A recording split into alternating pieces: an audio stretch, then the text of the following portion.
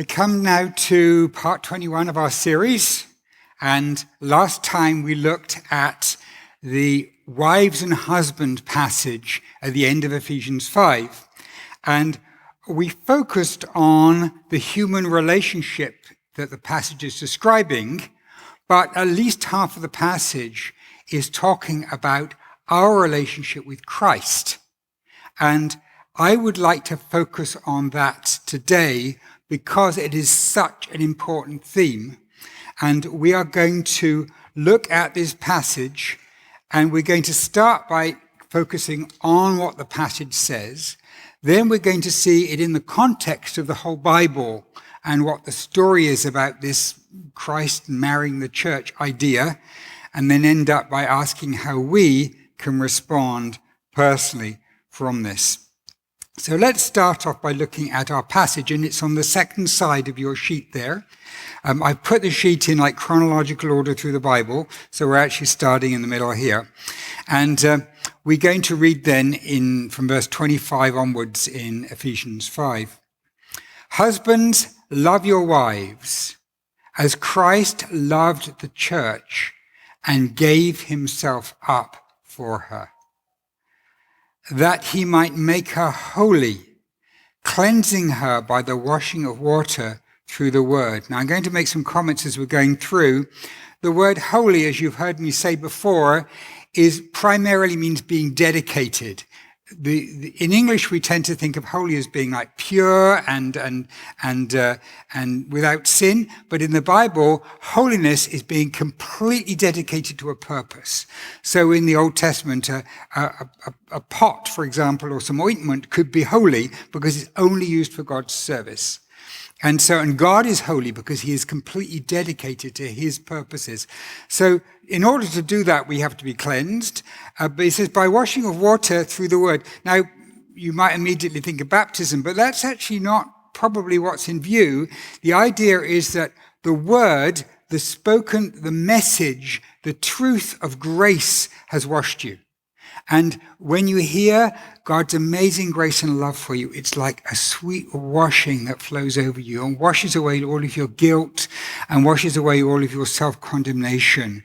And this washing through Jesus' word spoken to you has washed you clean. He may present himself, that he may present to himself the church in splendor, without spot or wrinkle or any such thing. Is that how you feel today? You're splendid without spot or wrinkle. Well, I can't claim that, but this body's going to be gone, and the new body will be in splendor, that she may be holy and without blemish. And then, I've skipped verse 28 because that refers back to the husbands. Verse 29, no one ever hated his own flesh, but nourishes it and cherishes it, just as Christ does the church. Now, this is curious because the argument here is that you look after your own physical body because it's part of you. It's you, it's not someone else. It's part of you. This is the argument. And so Jesus does the church because we are like part of him. Like we are part of his actual body. This is what it seems to be saying. Because this is the parallel that it's making. It's saying something about Jesus and about our relationship with him that is really, really quite strong. And then it says, we are members of his body, therefore a man shall leave his father and mother, and scroll down here, and hold fast to his wife, and the two will become one flesh. This mystery is profound, and I speak with reference to Christ and the church. So this is quite extraordinary. So let's look, verse 30, it says, we are members of his body. Now, the word members, we can think of like church members and so on, but actually that's not what it means. It means like limbs. That's the old use of this word. It's still preserved in expressions like dismembering. If someone is dismembered, then their limbs are removed. Like we are Christ's members means we're actually like parts of his body. We're actually like his legs and arms and whatever, parts of his body. This is actually saying that we are part of him. Now, this is a level of unity that I think is beyond our comprehension, particularly when it quotes, "The two shall become one flesh," because this is true to a limited extent. I mean, in the marriage act, the husband and wife are physically united, but what it's talking about seems to be even more than this. And I honestly think that the truth of this passage is beyond our current comprehension. And when we get to heaven, we'll understand what this is about. So I'm sorry if I can't explain this to you today. You just have to wait. But Paul is saying that the truth is profound, and if Paul says it's profound, then I think we have to go with it, that this is something profound. Anyway, but he does say it because he wants us to get it, that there is a union between Christ and his church that is beyond what we can really comprehend, and in some ways we will be actually blended with him in some sort of unity that's going to exist. And now I think to really understand this, we have to see it in the context of the whole Bible. And I wanted to give you the big picture of everything it says. And just about everything that it says is on your sheet here. And I've gone through, there may be one or two places I could have pulled in, but these are the principal ones. And I'm going to go through them here because I think they are so important. So we've quickly looked at the passage. Now we're going to look at the context of the whole Bible. So first of all, the Old Testament. And I'm going to go through roughly here in the chronological order. Ezekiel 16, verse 8. And this is here speaking of God when he brought the nation out of Egypt. And he's describing how he made a covenant with them, made an agreement with them at Sinai. Then I passed by you and watched you, noticing that you had reached the age for love. I spread my cloak over you and covered your nakedness. I swore a solemn oath to you and entered into a marriage covenant with you, declares the sovereign Lord, and you became mine. And this is talking about the covenant made with Israel at Sinai. Then I bathed you in water, washed the blood off you, and anointed you with fragrant oil. I dressed you in embroidered clothing. I put fine leather sandals on your feet. I wrapped you with fine linen and covered you with silk. I adorned you with jewelry. I put bracelets on your hands and a necklace around your neck. I put a ring in your nose, earrings on your ears, and a beautiful crown on your head. You were adorned with gold and silver, while your clothing was of fine linen, silk, and embroidery. You ate the finest flour, honey, and olive oil. You became extremely beautiful and attained the position of royalty. So this is love language God is using towards Israel. Your fame spread among the nations because of your beauty. Your beauty was perfect because of the splendor which I bestowed on you, declares the sovereign Lord. And you can think of the times of David and Solomon when the kingdom came to its climax. But you trusted in your beauty and capitalized on your fame by becoming a prostitute. You offered your sexual favors to every man who passed by so that your beauty became his. And this is alluding to the foreign gods that they started worshiping. You took some of your clothing and made for yourself decorated high places. Those would be places to worship idols on top of hills. You engaged in prostitution on them. You went to him to become his. And so God is grieving over this love that he's had for them. And so this is how the story starts. He's this love that he has for Israel. He sets his heart on them. And Psalm 45 is it's a beautiful psalm. And what's extraordinary about Psalm 45, it's probably the clearest place in the whole of the Old Testament where you see plurality in God. That is not just one person, but there are three people within the one person of the Trinity. And so you see two people here. You are the most handsome of the sons of men. Grace is poured out upon your lips. Therefore, God has blessed you forever. This is talking about Jesus. Your throne, O God, now he's being called God. Jesus is being called God. Your throne, O God, is forever and ever. The scepter of your kingdom is a scepter of uprightness. You have loved righteousness and hated wickedness. Therefore, God, your God, has anointed you with the oil of gladness beyond your companions. Do you see the problem here if you don't believe that Jesus is God?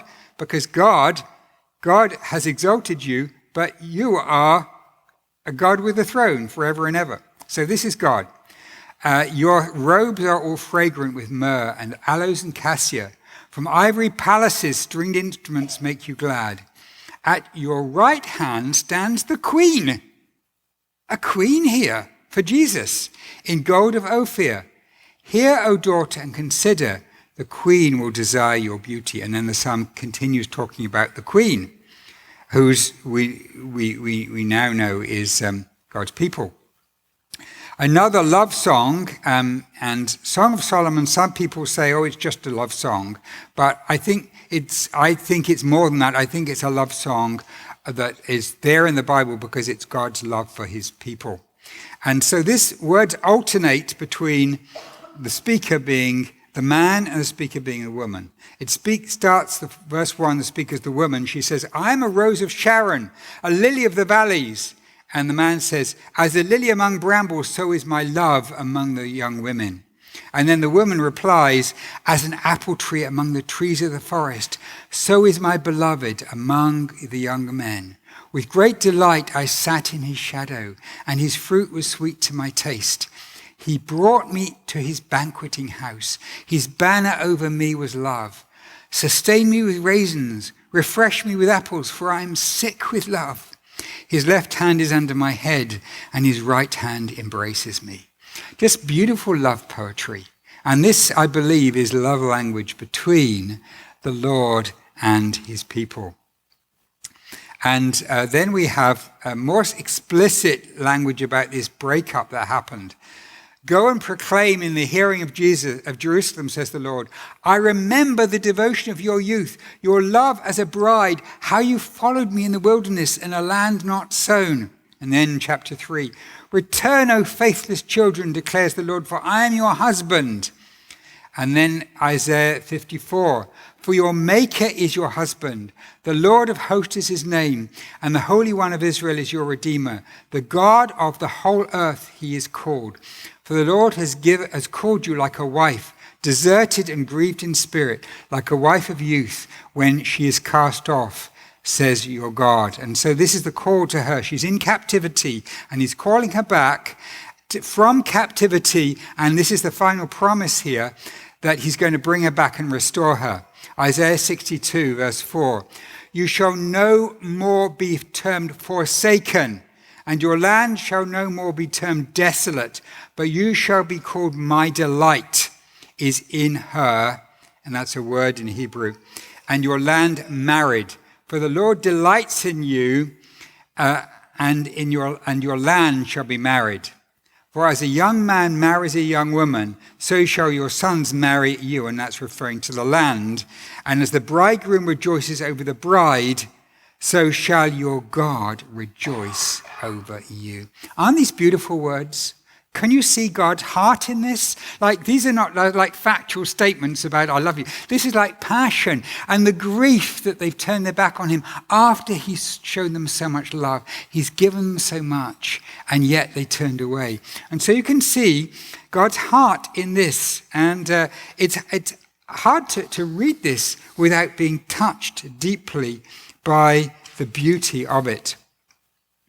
But when we start thinking about this question of the bride of Christ, something comes up for me, and I'm sure it does for you. What's going on here? How can the eternal, omnipresent God, the one who created the heavens and the earth with just his word, how can he actually be matched with humans? Like, we're so different. Like, there's just totally different extremes.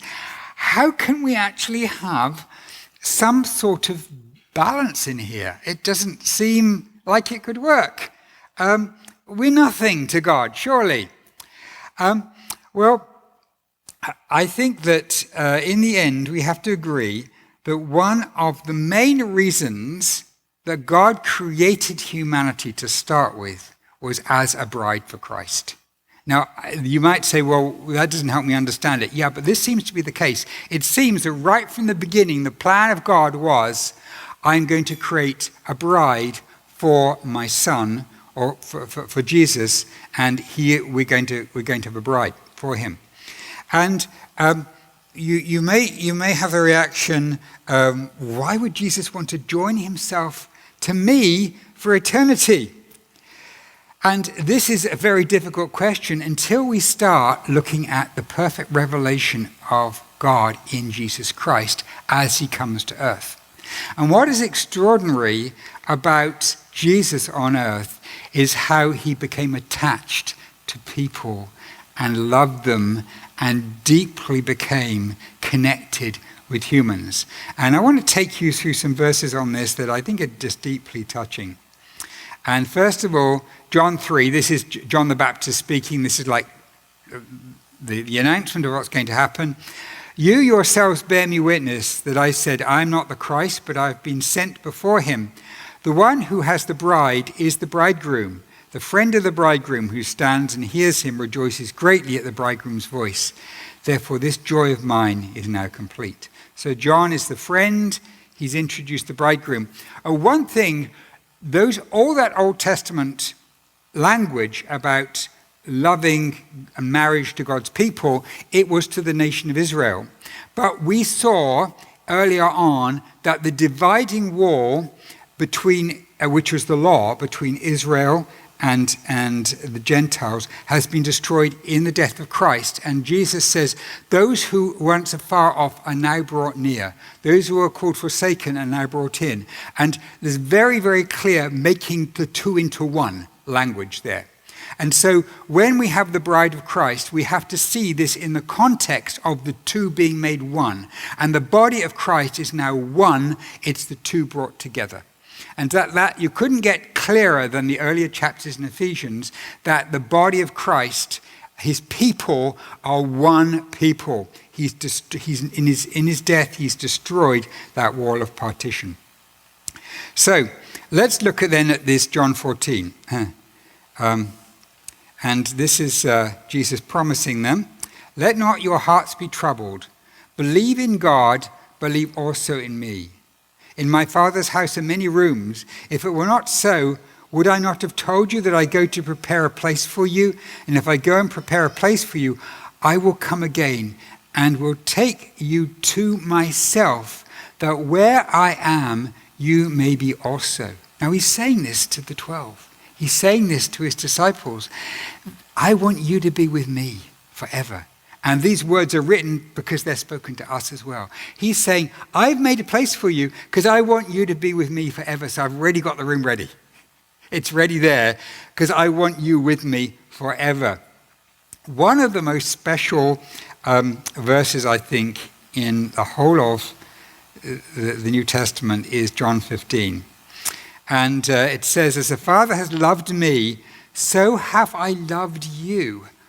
Wow.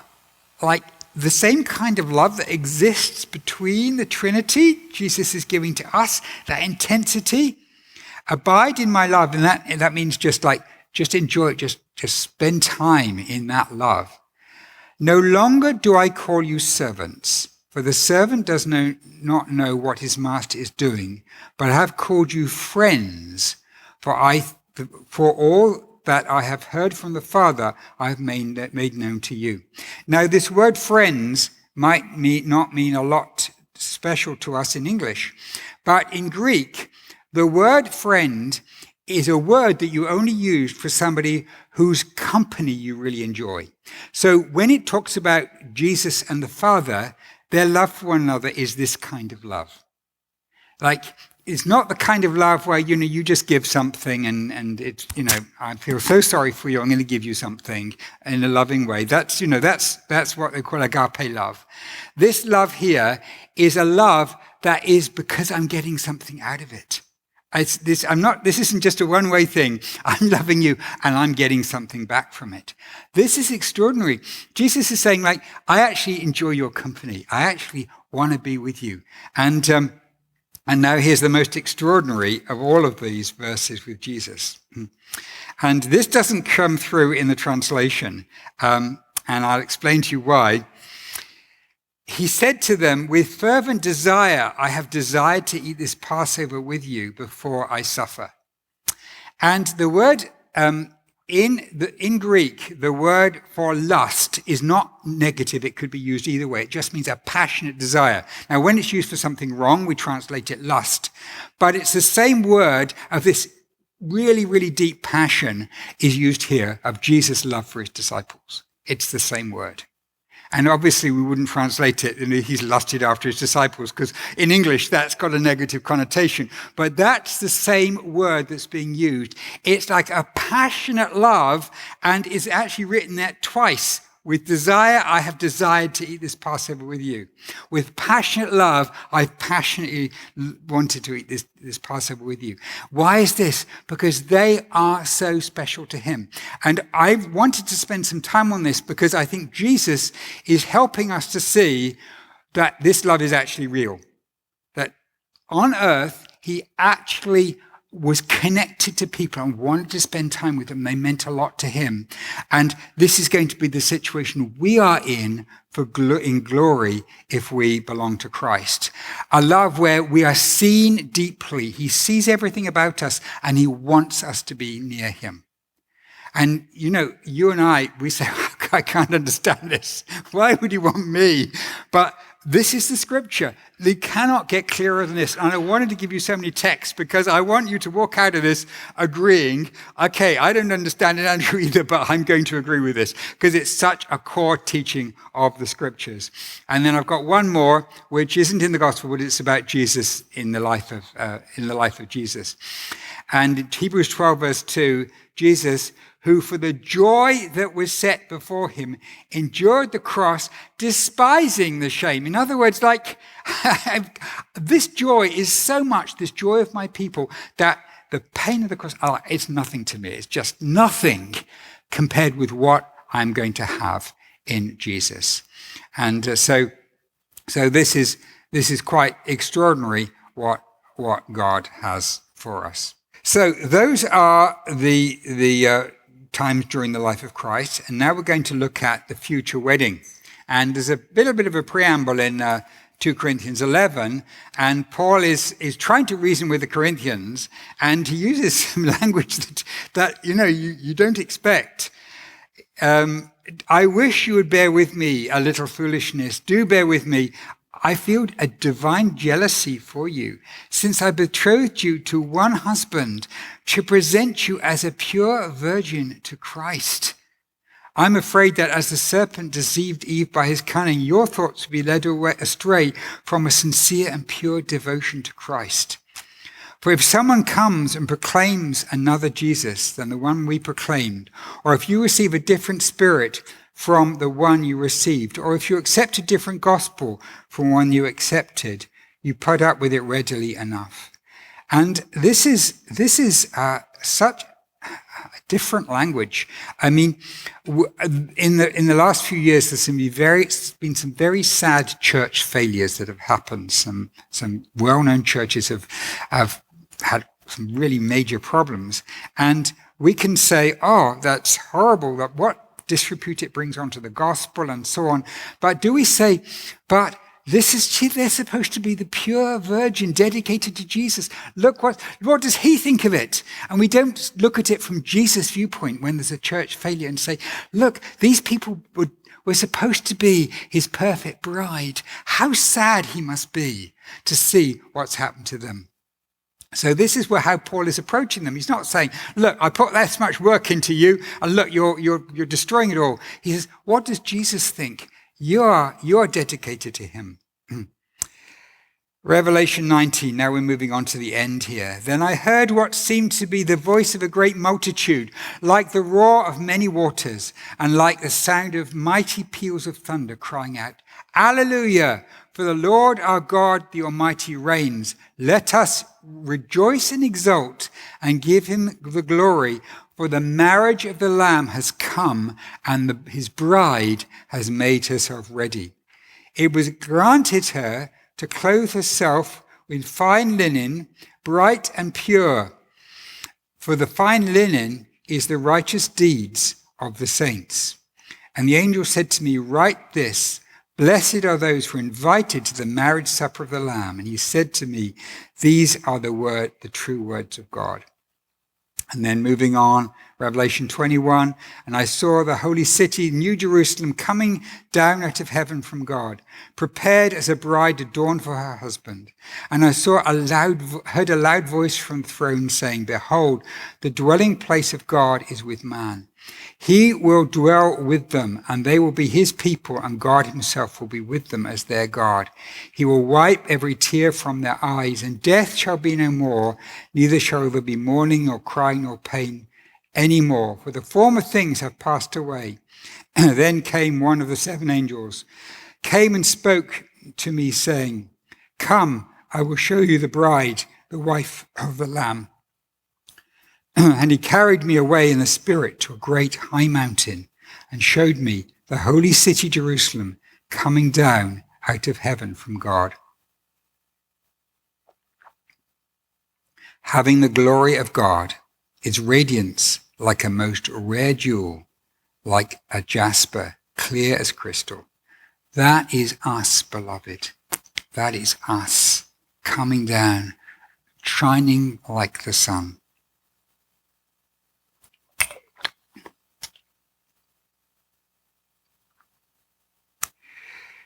So what are we going to say about this? How are we going to respond? We looked at the context of the whole Bible. What are we going to say now? And I'm going to just give you some thoughts that what we can do here. And I would say the first thing is to be hungry for more. Be hungry for more.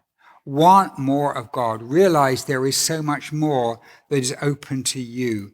Don't just come to God when you're praying with a prayer list. And prayer lists I'm not saying there's anything wrong with prayer lists. They're good, particularly when you check them off and praise and give testimony to other people.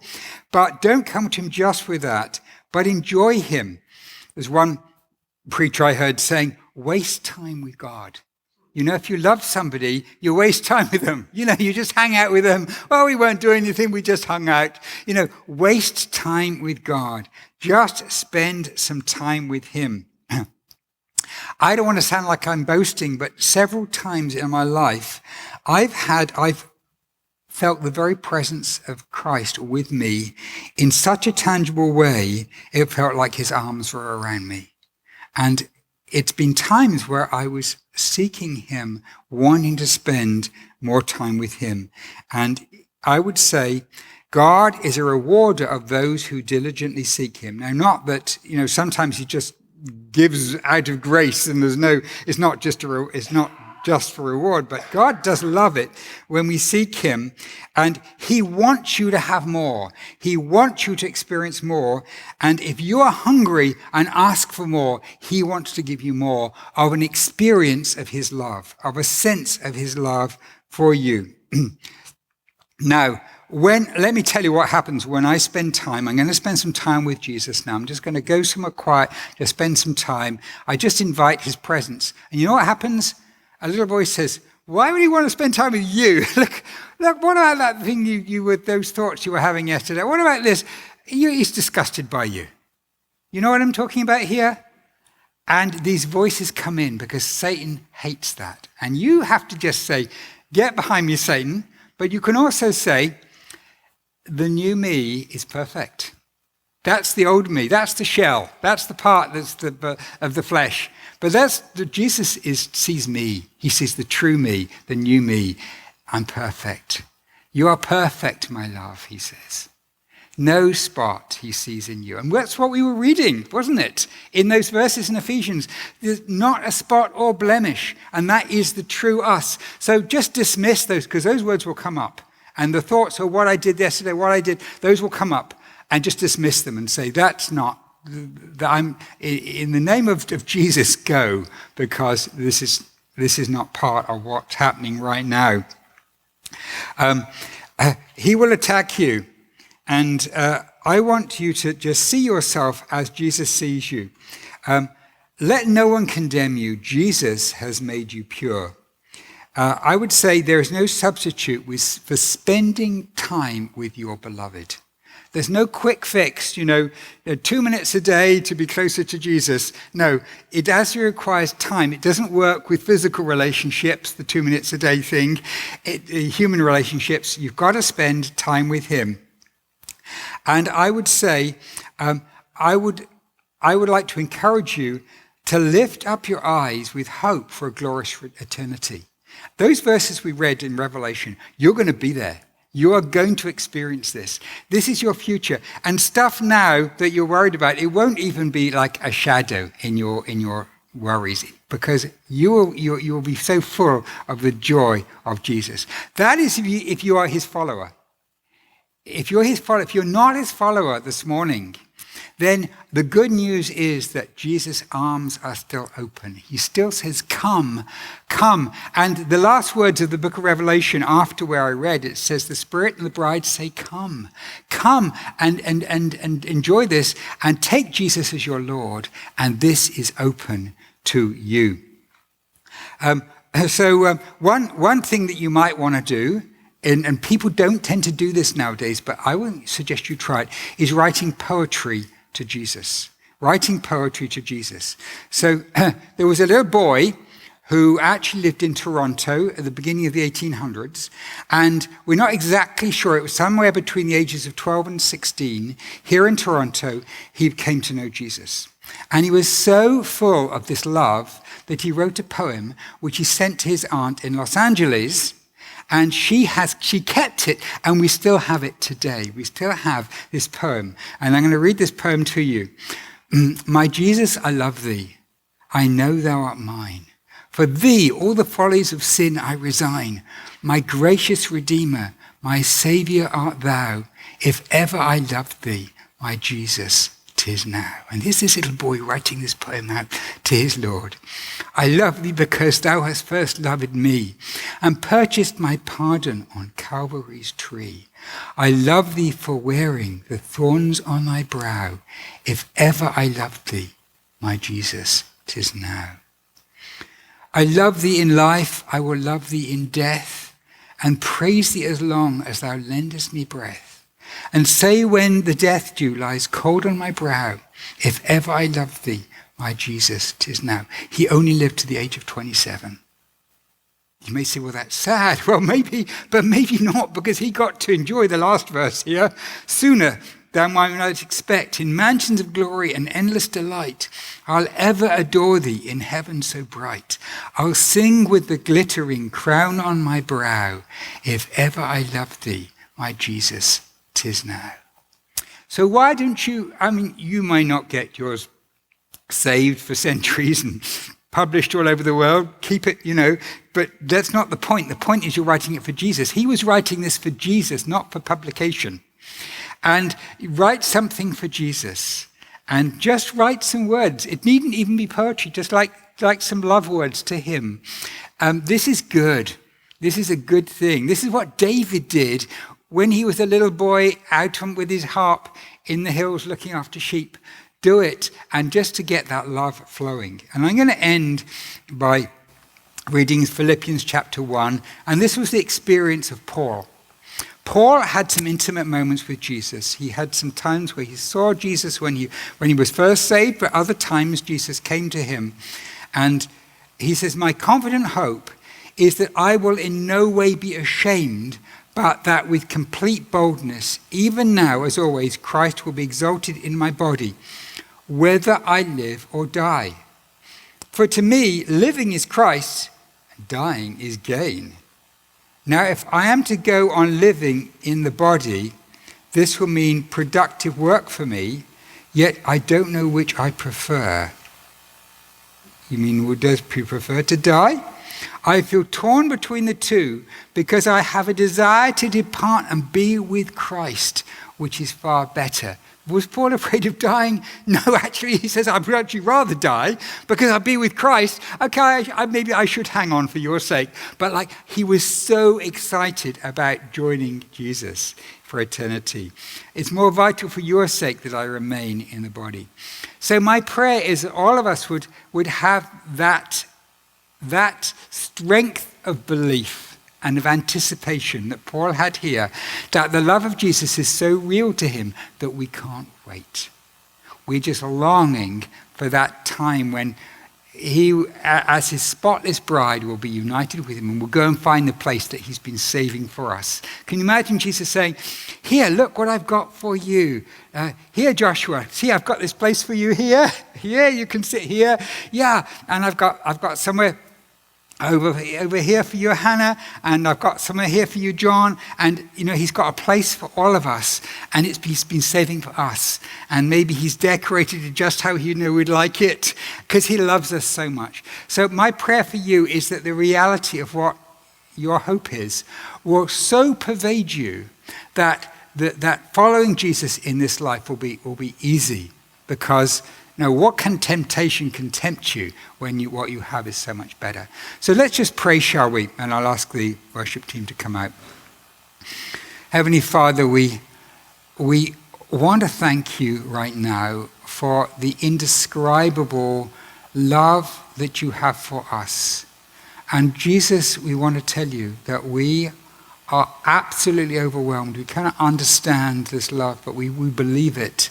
And we ask that you each one of us, you give us encounters with you where we know your presence in a more real way that captivates us with your love and makes us, like the Apostle Paul here, just look forward to being with you forever. Lord, make this truth real to each one of us, so real that it transforms our lives. We ask it in Jesus' name. Amen. The reason I gave you a handout with so many verses on it is because I'm hoping that you will use it as a point of departure, of stepping out into a prayer time with Jesus. And my hope is that my suggestion is that you actually underline it as you're praying through it, and just use that as a point of engaging with what God says about you in his love.